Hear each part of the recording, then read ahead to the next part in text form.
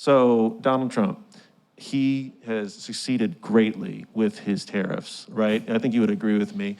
So think about that. You know, tariffs are bringing in a lot of money, okay? And it's 60, 70, 80 billion or more, yeah, so far, yeah. And that's 60, 70, 80 billion that our taxpayers don't have to pay. Why do you think that's a bad thing, Destiny? Are you actually him? Yeah. Oh my God.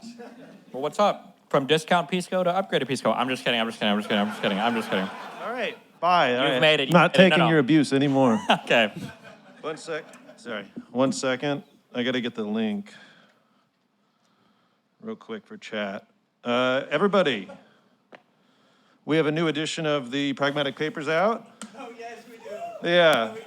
And so, all right, put it in the chat. There you go.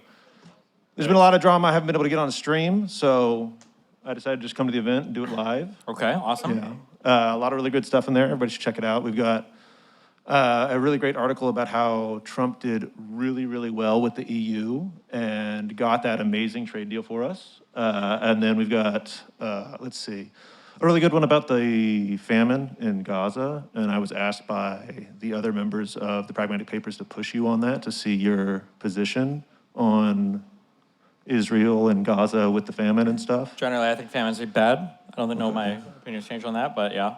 Imagine you aren't being paid by the Mossad. Okay. And maybe give me a little bit more of a direct Israel. Oh, the more direct statement. is, since there's a famine, now my opinion on the entire history of the conflict is completely 180. Now I'm actually a big supporter of the Hamas perspective. Oh, this rocked. Okay. There we go. That's what, yeah. We've made progress tonight, everybody. I don't have my outline, so I can't ask you the questions they actually asked me, but now I can make the excuse that I did ask you.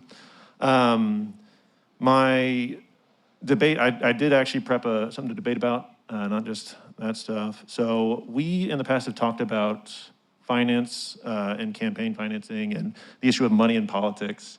And we didn't, you know, I think it was a good discussion, but there wasn't a huge resolution. And I went back and I looked at some cases.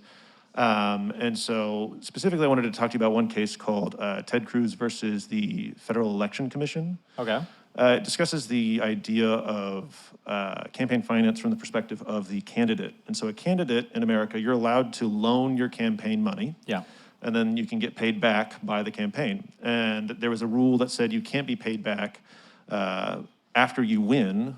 So 20 days after you win, the door shuts on that. And there's also a limit to how much you can be paid back of $250,000. Okay. In 2022, Ted Cruz challenged this and went to the Supreme Court. Supreme Court was like, it's a form of speech. You know, if you spend money in politics, it's a form of speech. And so we're gonna, I'm paraphrasing heavily, but so we're gonna get rid of that rule. Meanwhile, what actually is happening here is you'll see politicians lend their campaign up to millions of dollars, and then once they get it in, they have this huge debt. And people go, well, that guy now has power. It's not a gamble anymore. I know this guy has power. And they show up and they say, you've got a huge amount of debt. Why don't I pay that back? And they know, the person donating knows, it goes right into their pocket. That money's going back to them. It's not, I'm helping you win, I'm giving you money to help with your cause. No, the money goes to the candidate, right? It is facilitation of a quid pro quo. And there's even examples of this happening. 2 Kentucky governors were found guilty of crimes for this. A number of other politicians were also, and so I feel like initially, how do you feel like about one of the that? big blockers for this is when you just say you shouldn't be able to donate to campaigns after like an election. Well, see, the hard part is, right, is that a campaign is an entity, right? They're an entity, so they don't cease existing. I actually but donations to campaigns are particular tax advantage things that you get like a tax receipt for and everything, right? So like if you want to have a tax receipt or if you want to have a donation that qualifies as going to a campaign for a financial reason, then wouldn't we just say, shouldn't you just cut that off at election day? Well, but couldn't I just have, let's say I wanted the Kafka Esquire campaign, but it's not a specific one. It's not for 2026, it's just I have a campaign entity that I use. And once I'm in office, well, I'm obviously going to run again whenever it comes up. So if you want to donate now for the next election, right? It's things like that. There would be ways around it. I understand what you're saying. I agree with you whether some kind of hard rule would solve it. But as far as Do you see that at least as a form of like an issue of money in politics? You know? Yeah, I don't know why you would be able to loan your own campaign. I'm guessing that normal FEC limit doesn't apply of like $5,000 whatever dollars. You can spend as much of your own money on campaigns as you want. It's the issue is when a third party's giving you money, right? Sure. So right now we have a limit. Well, yeah. So the issue there is like I think it's okay for you to spend as much money as you want, I guess, but I don't know why you could loan it to yourself because obviously that's where the weird issue comes in. Right. Yeah, that might be a thing that I don't think I would agree with that. When I think of quid pro quo right now, I'm thinking of Eric Adams, which is way worse than that. But yeah, that seems like it would be a bad thing, sure. Okay, so I think when it comes to like campaign finance reform, or when it comes to things like Citizens United, I think that there are definitely things that we can look at there that maybe there's a better way to do things. I mean, I'm a huge First Amendment hater right now. You've heard me argue with a lot of people saying that like maybe there are ways that we need to look at how alternative media functions or whatever. And you know, people always throw up these huge red flags immediately where they're like, oh, well, that'll hurt free speech or whatever. And I would say, well, right now, whatever's working or whatever's happening is not working. So if there's a little bit of damage to free speech, maybe we experiment here and then see what that looks like down the road. The main issue that I have with the campaign finance people is they usually come at it as though it's like almost the unifocal point of which all U.S. politics is corrupted, and it's like the single entity that defines our entire U.S. political system. And I just find that there are so many examples where that seems to not be working alongside that people lose their ability to describe what's happening, and then if you can't describe what's happening, you lose the ability to fight against what's happening. The most obvious example being that, so one of the big owns that people had on me a while ago, so I was saying coming in, Donald Trump is doing things that are like hurting the entire US economy, so it seems like all the billionaire money is not helping. And then one of the big owns that people had against me is, oh, well, look, now Elon Musk, the richest man in the world, is happy to work with Trump. And now we're at a world where Elon Musk is no longer working with Trump. So like, I'm not saying that money has no influence whatsoever. I'm just saying there's clearly something else is functioning there that's also like hugely determinative of US politics. And when people become hyper-fixated on the money, they lose the ability to describe and then counteract that. That's fair. And I think it's understandable that you're running into, and I think this happens to you in a lot of areas, where you run into a lot of bad arguments repeatedly. And I don't know how to say this without being kind of mean about it, but you often will short circuit a lot of arguments, right? I think that you see arguments coming, and so you kind of get ahead of them because you're tired of saying the same thing over and over again. Sure. And this is one where I think it's appropriate that whenever someone shows up and says, well, you know, all the people in Congress are bought, however, for me, it's a big deal. I used to do some work in campaign finance stuff before being an attorney, and so it's just, I've seen some different sides of it, and that's why it's kind of a bit of a passion for me. With regards to Donald Trump, I think he, and actually Eric Adams, are really good examples of how we have positions in various forms of government that are especially vulnerable to money. I think that a congressperson or even a senator are actually less vulnerable to kind of the corrupting power of money in politics because their direct power in the government is harder to quantify, and it's harder for them to actually exert it as opposed to a governor, a mayor, a president. And so with Trump, I agree with you about Musk, that Musk is kind of a counterfactual to a lot of this stuff. But whenever you look at, to me, the way that Trump interacted with Musk, you're seeing that Trump is accepting the money to get what he wants. And then once Musk is counteracting it, it's easy for him to throw him away because he already has the money. Whenever you look at, say, some of his executive orders, which I write a weekly executive order report for the Pragmatic Papers, it's really boring. Sometimes there's something interesting, but usually not. There's been multiple really strange executive orders in which Trump is making very specific changes to policy for specific industries. Coal is an obvious one, timber was one, and both of those donated heavily to his campaign, donated heavily to his inauguration ceremony. And then he wrote a specific executive order about nuclear energy. He wrote a couple of them about making nuclear energy more accessible, and they also donated heavily to him.